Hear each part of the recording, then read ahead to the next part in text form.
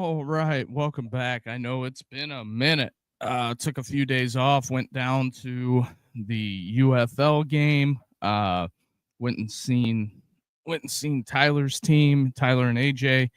Um, this past weekend, took a few extra days off as spring ball is unfolding. But first things first, let's get to the sponsor.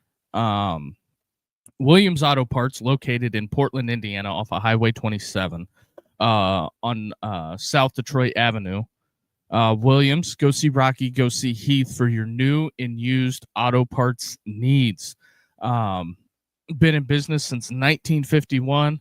Rocky and Heath down there in Portland. And if you can't go get there in person, you can call them up, 260-726-8001. Go see Rocky, go see Heath, go see the fine folks at Williams Auto Parts. So we got that out of the way. Got the sponsor done. And boom, the phone lines are open if you want to call on some of the topics we're going to be discussing today. I appreciate that. Also, if you like college football, do us the biggest favor and hit that like and subscribe button. That helps us grow the program. So, with that being said, appreciate everybody tuning in. So, On3 releases a thing today about Lane Kiffin.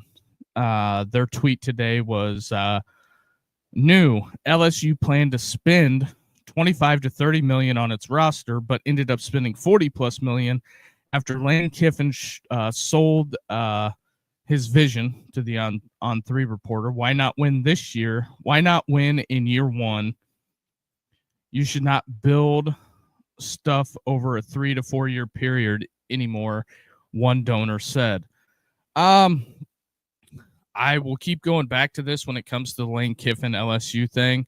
If it works, it works. I just know that the folks at LSU are going to be not too pleased if it doesn't work.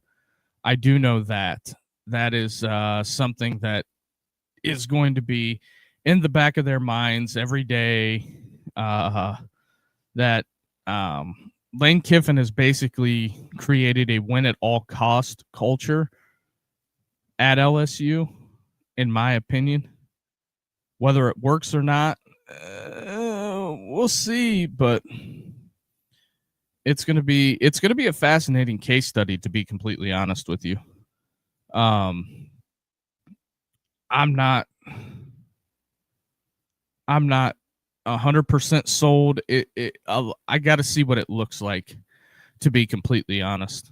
I mean, they start with Clemson week 1, so we're going to find out what LSU is pretty quick, and then they got to go to Ole Miss. They got to go see Pete Golding and Trinidad Chambliss, which is as it sits right now, he is a front runner, one of the front runners in the Heisman, and it was the first media availability that I believe that Ole Miss has had in, I think, a few months, and outside of Trinidad's, outside of his court proceedings, I'm fairly accurate. That's true, but Trinidad Chambliss got asked today the difference between Lane Kiffin and Pete Golding. The personalities are a little different. This is Trinidad's words. The personalities are a little different than our old coach. And Coach Golding, I'd say, is more of a team guy. We really value his leadership. Whatever he says, he shows you faster than I can tell you. He leads by his actions, and we appreciate that. Now, am I shocked that Trinidad would come out and say this? Yeah. I'm really shocked that he kind of gave that type of speech, or that type of answer to the question. I haven't watched the full football media availability. I think that going forward, it would realistically, this is just my opinion, it would be realistically in the best interest of the Ole Miss football program to not address the Kiffin stuff, whatever Lane does on Twitter, whatever Lane's doing, I think it would just be better for them to I think it would honestly be better for them to just completely go with the flow of things. You know, I'm sure there's better answers out there than kind of what he gave. I don't know what exactly the end goal is, but they're going to strap it up and spot the ball and play. Lane's coming to Vaught Hemingway. There's no way around it. LSU's coming to town. So that's what's going on. What's up, Joe? Sorry, it's been a long time, man. But that's some of the stuff that's coming. That is a lot of what's coming. Also, in other news, On 3 reports head coach Bill Self will return next season per Pete Nakos and Brett McMurphy's report. There was some speculation on if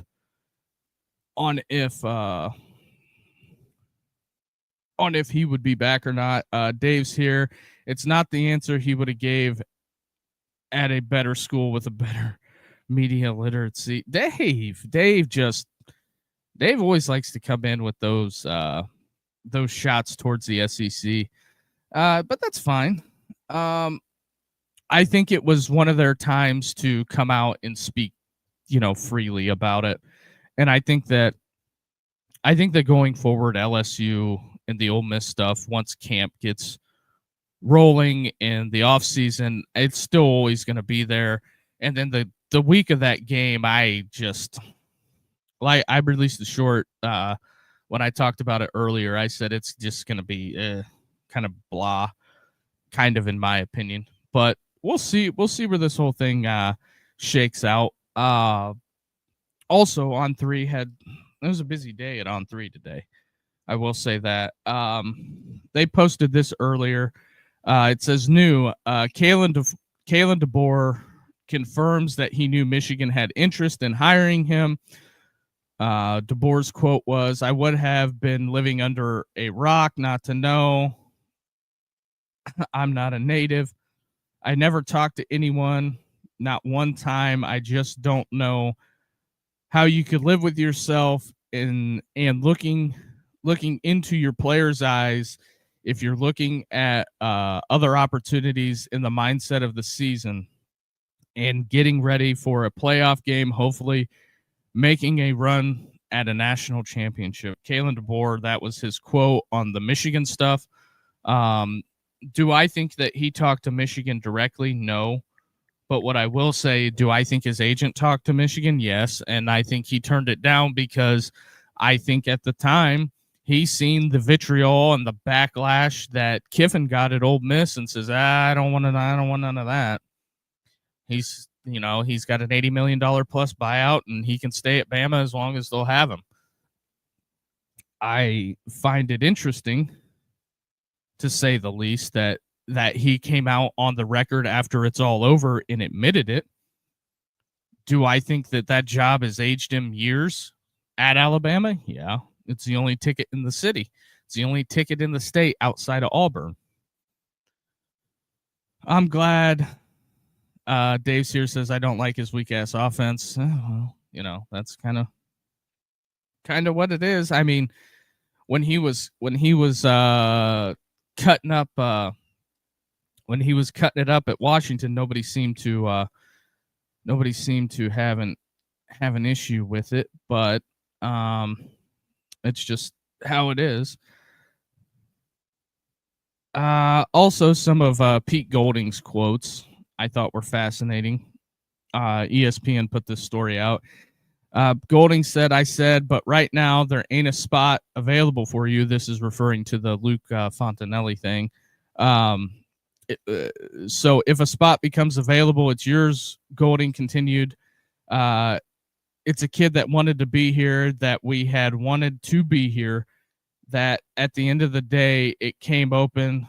So he's here and we're happy to have him. It's basically the tampering allegations that went back and forth with Dabo Swinney. Dabo Swinney some of his comments were Sweeney, who compared the situation to having an affair on your honeymoon. He said he forwarded the evidence to the NCAA. If you tamper with my players, I'm going to turn you in. It's just that simple. Sweeney said, I'm not going to get anybody fired, but there has to be accountability and consequences for this type of behavior and this, total disregard for the NCAA rules. And it goes on to talk about the NCAA. Golding also went to add later, there's two sides to every story, he said on Tuesday. Fontanelli, a freshman linebacker from Cal, landed with Clemson via the transfer portal. The portal in early January, he began classes and team meetings. Then 20 days later, he transferred to Ole Miss. He came on an official visit prior to the Fiesta Bowl. I told him, hey, I want you to be here. You be our green dot middle linebacker. But right now we've got a green dot middle linebacker spot not going to be available until we have one available. That's referring to TJ Daugherty following Lane Kiffin. But the NCAA did do what they were going to do, I guess. So the penalties, I guess, for getting caught tampering is the head coach will be suspended from 50% of the season's team activities. The program that will take a blind transfer will also be penalized 20% of its football budget that year, which I don't know how you're going to do that. I mean, the NCAA can come up with that rule, but at the end of the day, I think in the court of law, if it goes to state court, I think you're screwed, NCAA. I still think you're screwed in federal court because at the end of the day, I think that student athletes, if you want to keep using that term, a student is a student is a student. There's nothing that stops Johnny, the history major, from blindly transferring to Auburn or Alabama or anything like that. I get it. Athletics is different, but I don't think this one will stick, to be completely honest. I really don't. That's what the penalties that they're trying to come up with. I think it'll be fascinating to say the least, but I just don't foresee those penalties being able to stick. I don't know. The NCAA opened a can of worms, and now the worms are out of the bag, and it's just kind of irrelevant, in my opinion. At the moment, it's very irrelevant. You guys allowed the Wild West, and I blame the NCAA on this one. They allowed the Wild West for almost the better part of 5 years, and now they're trying to put clamps on it and trying to get the toothpaste back in the tube, and it's just not going to work. I don't care what they say. I mean, the fight began with them not being able to pay the kids, and then the fight also began with, can they transfer? It's just very bizarre, to say the least. But also in some other news, we'll go through some of the longest winning streaks in FBS. Oklahoma leads the way with 47, Texas with 30, Alabama with 28, Ohio State 24. Arkansas had a 22-game win streak at one point in time. Would like to see the years on that. But what makes this interesting, Indiana's got a 16-0 winning streak right now. Could Indiana add a little bit more? They would need one more to pass Wisconsin. They would need 2 to pass Georgia Tech and 3 to pass Auburn. If they could get past Auburn, that would make them have the 5th longest winning streak in all of FBS. 47-0, that just seems far-fetched, to be completely honest. Some of the ones on the lower end of the win streak, Sam Houston State with 4. Sam Houston State with 4, Kennesaw State with 7, Jacksonville State with 8, University of Buffalo with 8, and Arizona 9, Utah State 10. But there's a lot of teams in the. Oh, sorry, I looked at the graphic wrong. It's right to left. So the longest winning streaks. I apologize, I messed that up. Paying attention. Toledo Rockets with one of the third longest winning streak, 35 games. Miami 34, USC 34, Pitt 32, Texas 30. Florida State 29, Georgia 29, Michigan 29, Clemson 29, Michigan State 28, and then it goes on, so forth. So if Indiana wins 10 games, that would put them almost in the top 10.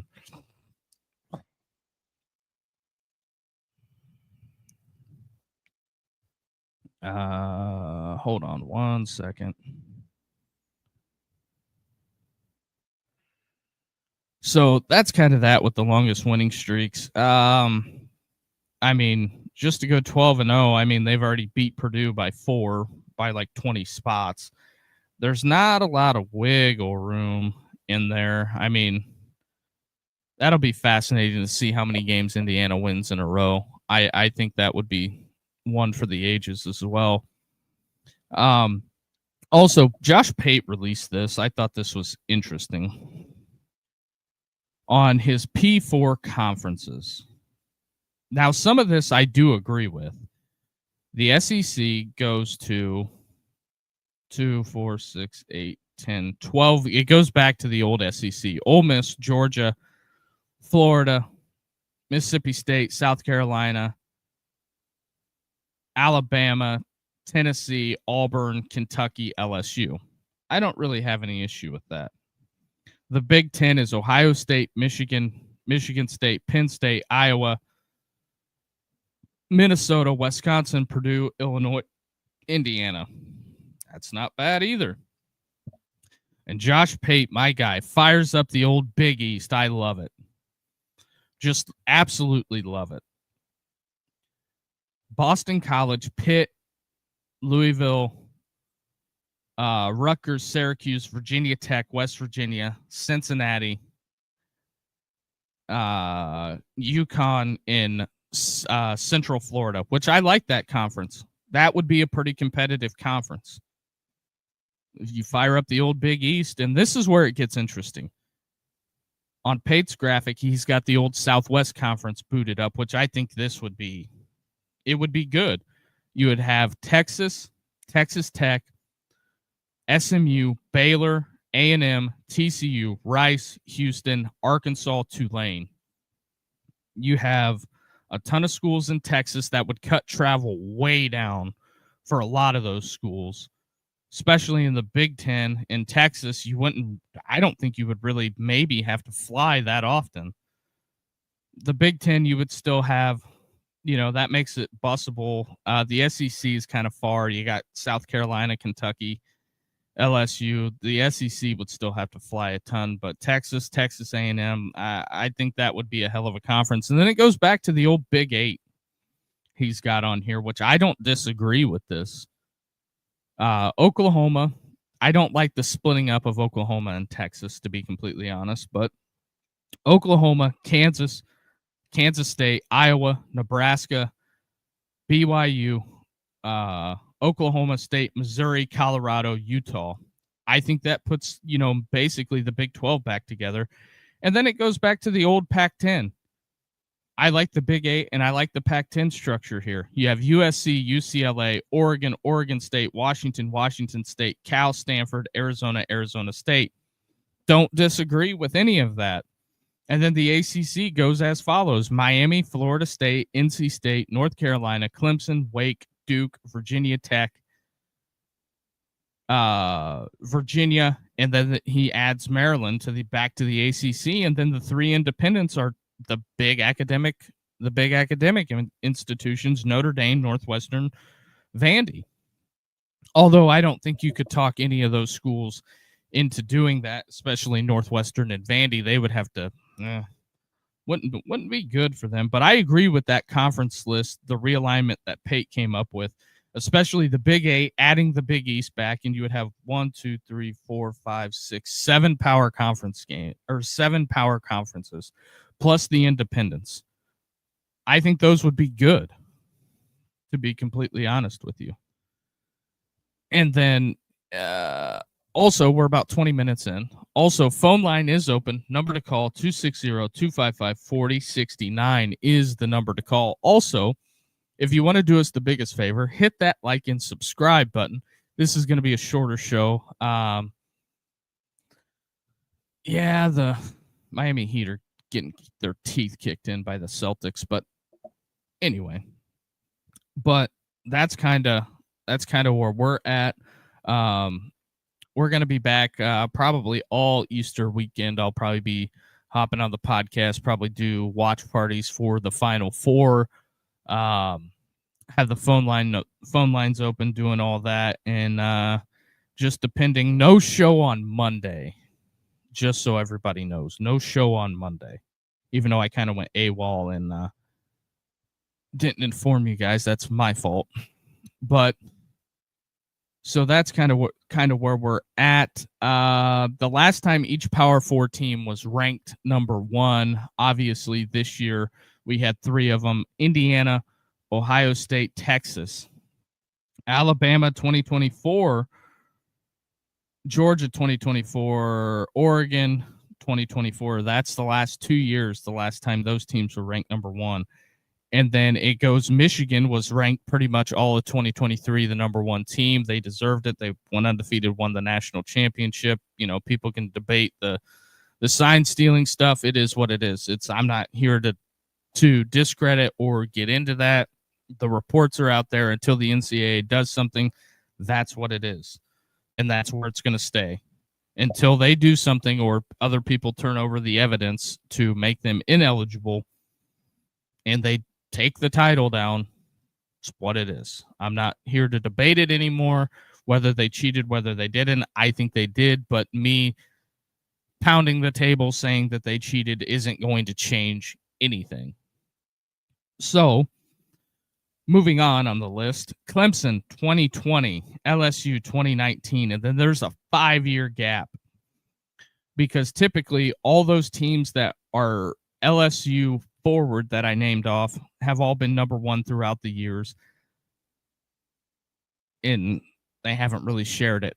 In 2014, Florida State, Mississippi State. The last time Notre Dame was ranked number 1 in the country was 2012. They got obliterated by A.J. McCarron's Alabama. USC was also number 1 that year as well. And then it goes to 2011, Oklahoma, been a long time for the Sooners.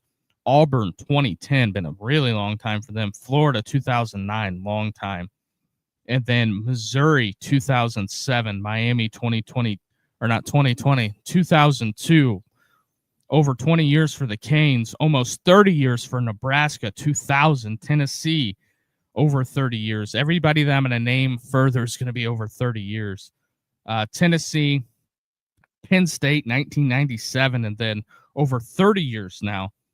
Washington, Colorado, UVA, UCLA, 1988, not Nebraska, but Iowa, 1985, BYU, 1984, Pitt, 1982. And then there's a huge gap when you get to Purdue, 1968. Last time Purdue was ranked number 1 in college football. 1966, Michigan State. That's the last year they won the national championship as well, I believe, for the Sparties. 1965 for Arkansas. 64 for Ole Miss. 62 for Northwestern. 1960 for Minnesota. Same for Syracuse. 1957 for Texas A&M. And then there's a whole block of teams that have never been ranked number 1. We'll get to that in a minute. Maryland, 1955.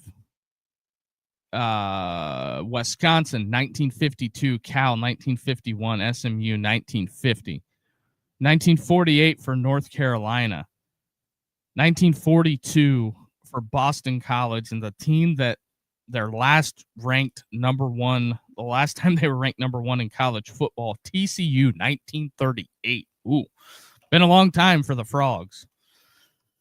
And then these teams have never been ranked number 1, and I'm just going to, read them off. Arizona, Arizona State, Baylor, Cincinnati, Duke, Georgia Tech, Houston, Illinois, Iowa State, Kansas, Kansas State, Kentucky, Louisville, NC State, Oklahoma State, Rutgers, South Carolina, Stanford, Texas Tech, UCF, Utah, Vandy, Virginia Tech, Wake Forest, and West Virginia. All those schools that I just named there have never, ever been ranked number 1 in college football. They've never held the AP's top ranking. I think that's interesting when you start looking at the whole number 1 thing. There's a lot of teams that have a lot of those in the column. So, and then I seen this one by Matchup Tracker, AP teams that lost at home to unranked teams. 2007 was LSU versus Arkansas. 2007 as well. That was a chaos year. Ohio State loses to Illinois at the Horseshoe, and then 1998, Ohio State loses to Michigan State. 1990, Michigan lost to Michigan State by 1 point. Notre Dame versus Stanford. UCLA in 88, they lost to Washington State. Pitt in 82 lost to Notre Dame when they were number 1. And USC lost to Arizona in 81. And then there's a whole bunch of old matchups that are pretty much not in the modern era. Texas lost 6-0 in 1961 to TCU at home. Missouri lost to Kansas in 1967 to 23, and Purdue has got 3 of them relatively close. 1960, they beat Minnesota at home. In 1957, they beat Michigan State at home when they were number 1. And then 1950, Purdue beat Notre Dame at home, or at Notre Dame Stadium, 28-14. And then you backtrack a little bit even further. You have 1942. I'm going to guess that's Holy Cross beat Boston College. I don't know. I believe that's Holy Cross's logo. And then you have Auburn beating Georgia at their place. And then Duquesne beat Pitt in 1939 at home. That's a hell of a city game.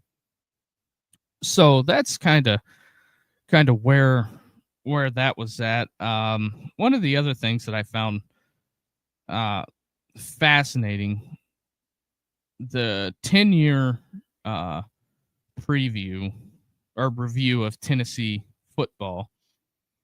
1, 2, 3, 4, 5. Heupel took over in 2021 from Pruitt, Butch Davis, Derek Dooley, that whole. After they pushed Fulmer out, Heupel was hired in 21. The 10-year review is since 2016, pre-Heupel, they had 2 winning seasons in 5 years. Heupel's reeled off 5 winning seasons in a row. I think some of the people out there that are down on Heupel, I think you should look at the last 5 years, even though I think the COVID season and all the Pruitt stuff, it's hard to, I think, pin that on Pruitt, to be completely honest. Because I think Pruitt is going to get back into college football in a big way. He'll get back on the big-time stage after they kind of let him out of jail. So I feel Jeremy Pruitt will end up getting back in at some point. It's just going to take him a little bit. I believe he's at Jacksonville State right now with Charles Kelly. So I think Pruitt's just got to work through it. I find it interesting that whenever he decided he was going to sue Tennessee, Tennessee clammed up and they kind of fell apart. CBS Sports ranked all the SEC quarterbacks a few weeks ago.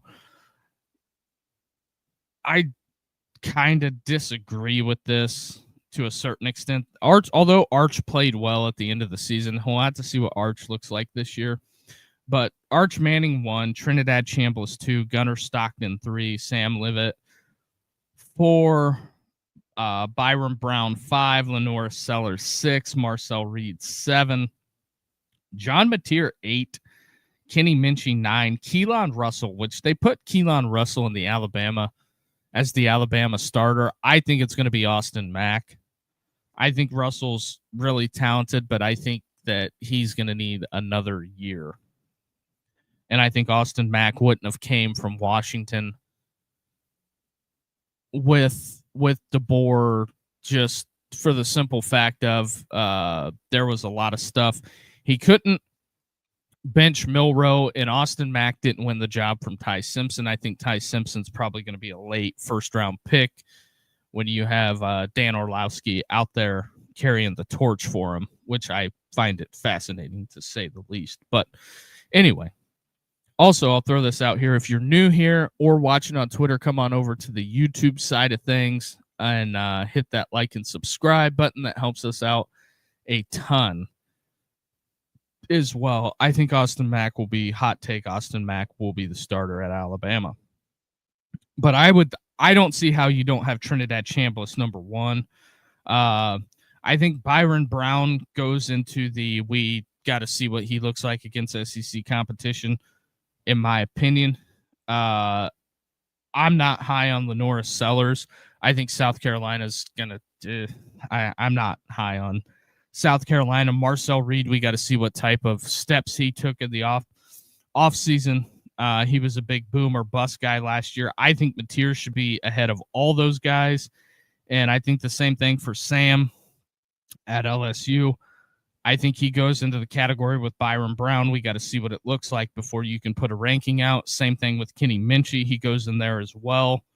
And Alabama at this point doesn't even have a starter. So I think you could put Alabama in the category with Byron Brown, Sam, and Kenny Minchie. Those 4 are just in their own category until what they see what they look like in conference play.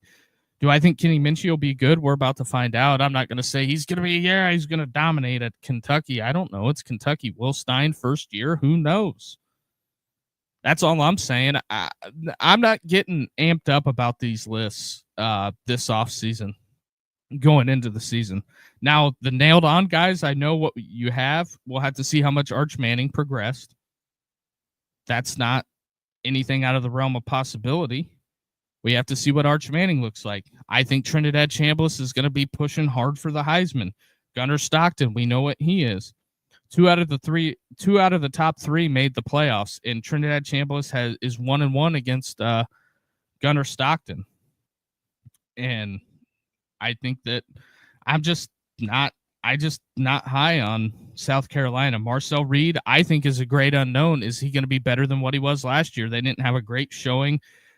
Texas A&M fell apart the last 3 weeks of the season. They go on the road to Texas and completely get boat raced. Some people can say they didn't get blown out, but they got physically dominated at the point of attack, which is very odd for an Elko team. And Texas is A&M's boogeyman. I know a lot of people, the A&M people, have been great to me all last season. A lot of follows from them on Instagram. It's not necessarily a shot technically at A&M. It's a fact. It's not fiction here. It's fact. They fell apart against Texas and Miami, and you can incite the wind or whatever you want to call it, but they looked atrocious on offense. That's not fiction. So, and then Austin Simmons, I think, is way too low. And then the Taylor kid from Mississippi State, I think, in Tennessee, KJ Jackson, and I think Vanderbilt, Arkansas, Tennessee, Florida, and the Taylor kid from Mississippi State all go in the all go into that bracket with me of guys that I relatively haven't seen play that much. I think Austin Simmons will impress some people. I think Missouri's finally got somebody that can move the ball down the field. And I think that they have somebody that, like the Bo Perbula, doesn't have the arm that Austin Simmons has. So I think Austin Simmons and Missouri are going to be my dark horses to make the playoffs this year. Whether Simmons can stay healthy or not, that's the big question. And then also a stat for South Carolina. The Gamecocks O-line allowed 43 sacks in 2025. Hold on one second. Just checking the iPad to make sure I ain't missing no calls. But also, phone line is open. We'll be on for probably about another 10 more minutes. Number to call, 260-255-4069 is the number to call. But South Carolina allowed 43 sacks in 2025, but Coach Shane Beamer overhauled that group and the offensive line staff, or the offensive line coaches. So we'll see. I think that South Carolina, for Shane Beamer, it's go time. I think he's got to at least almost make the playoffs. I think he's got to win 8 games to keep it. I think if he goes 7-5 and they have a couple of games where they fall apart, I think South Carolina will probably be gracious and keep him. But I think if he goes 4-8, it ain't going to be pretty. But I also challenge the people at South Carolina. You need to invest more in your program. LSU spending $200 million. Where's that money coming from? Nobody knows, but hey, they got the money. Also on another thing that I've seen that was the College Football U posted the worst records in the CFP era starting since 2024, and some of these are going to shock you. UMass 24-112 just jumps right off the page at you, and a lot of the MAC schools are on here. Colorado's on this list, 56-86. Purdue 51-92. They also have played for a Big Ten championship game in the decade. Rutgers 52-93. Vanderbilt 53-92. Arkansas 62-86. Syracuse 62-85. So those are the Power 4 teams with just horrific records. Louisiana Monroe, the Warhawks 43-100. Just some, I hate to call them bad programs, but not a lot of winning coming out of there. And then also, I find it interesting. Kansas is on this list, 39-104, but I think Lance Leipold's going to steer the ship in the right direction. But it's mostly made up of Sunbelt, American, CUSA, and MAC schools. There is 1, 2, 3, 4, 5 MAC schools on this list. So almost half your conference has some of the worst records in college football. Yikes. So this is what I found interesting. I found it really interesting. Since 2024, if they would have had an expanded playoff of 24 teams, Alabama would have made it 12 times, Ohio State 12, Clemson 11, Oklahoma 11, Georgia 10, Notre Dame 10. Iowa would have made it 6 times, Ole Miss would have made it 6 times, Florida would have made it 5 times. And teams with one appearance, there are some group of 5 teams. Arizona State would have made it twice. Auburn would have made it 4. Miami would have made it 4. They would have had a 24-team playoff starting in 2024. I think we would have some different coaches in different spaces, to be completely honest. San Jose State's on there. Troy's on there. UNLV's on there. Vandy's on there. Navy would have made it twice. But then again, that's always interesting to say the least. Where where do we want to go? I'm just thumbing through some stuff. Dabo Sweeney's records on some of the schools in the ACC that quote unquote CFB Grit put this out. Teams owned by Dabo Sweeney. He's 16-0 against Wake Forest, 7-0 against Virginia Tech, 5-0 against Virginia. He's beat Oklahoma twice. That's of note. Kentucky's 2-0. NC State kind of 12-3. Boston College 14-1. Florida State 11-5. And Louisville 9-1. Syracuse 10-2. And then teams that have kind of gotten over on Dabo, which I find this interesting because there's TCU's against TCU, he's 0-1, South Florida 0-1, West Virginia 0-1, Tennessee 0-1, Texas 0-1, Penn State 0-1. Now it gets to the multiple games that he's played against these schools. Dabo is 1-3 against Georgia, does got the dub. He's 1-2 against LSU, 1-1 against SMU, and he's 2-2 against Duke. That's pretty impressive, to be completely honest. Dabo's won a lot of games at Clemson, and I think that when you look at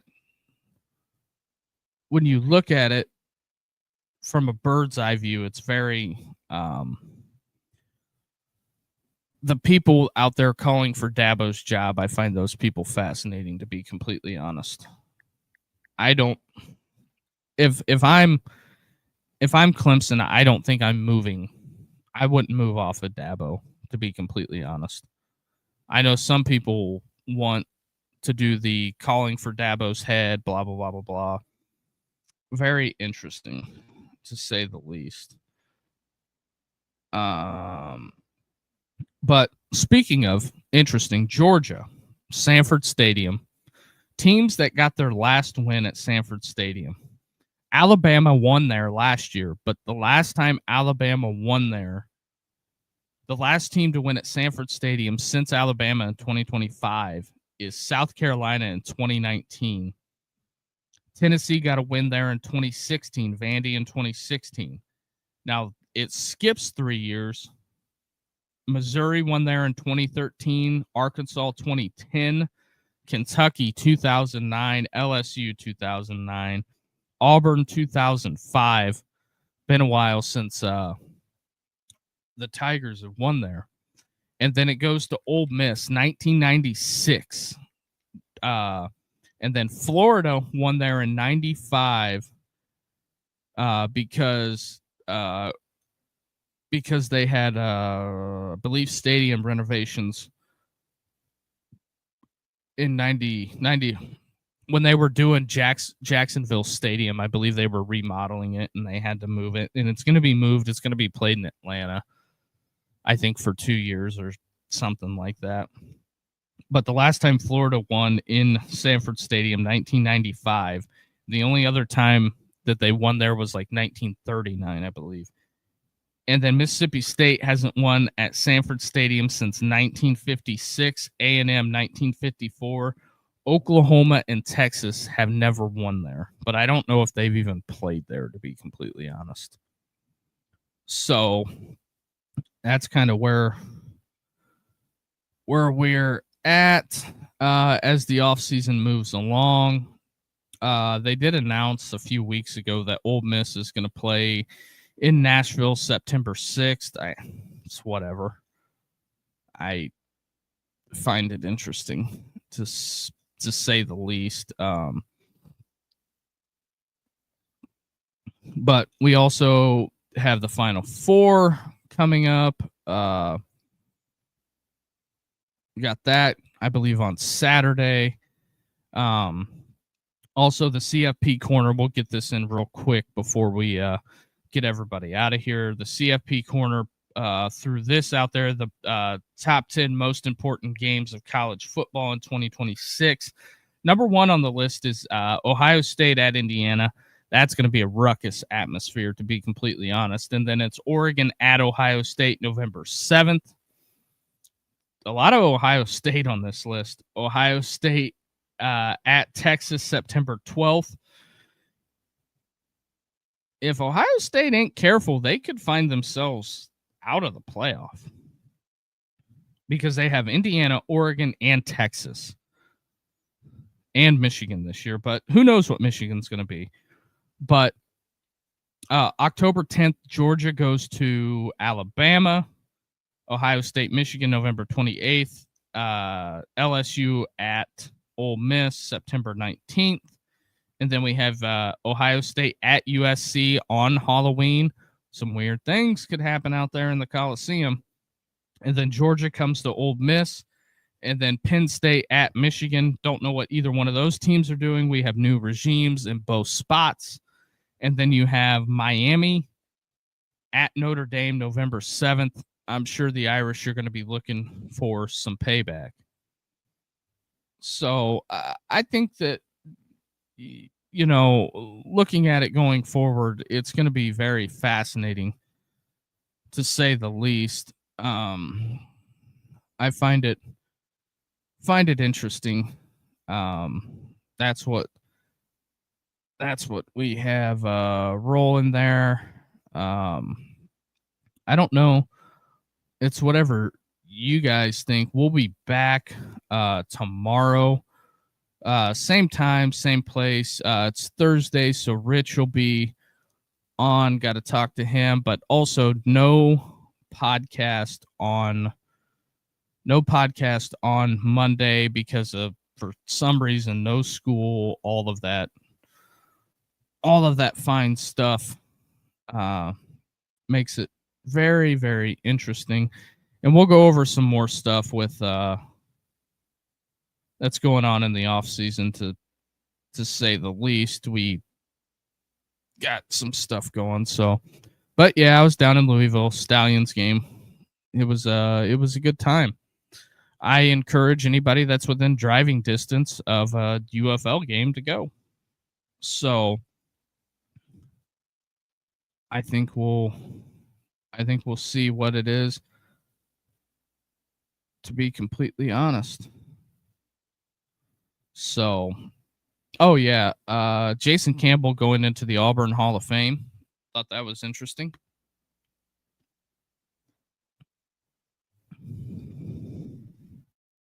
The Senior Bowl Hall of Fame in Mobile. Good for Jason Campbell.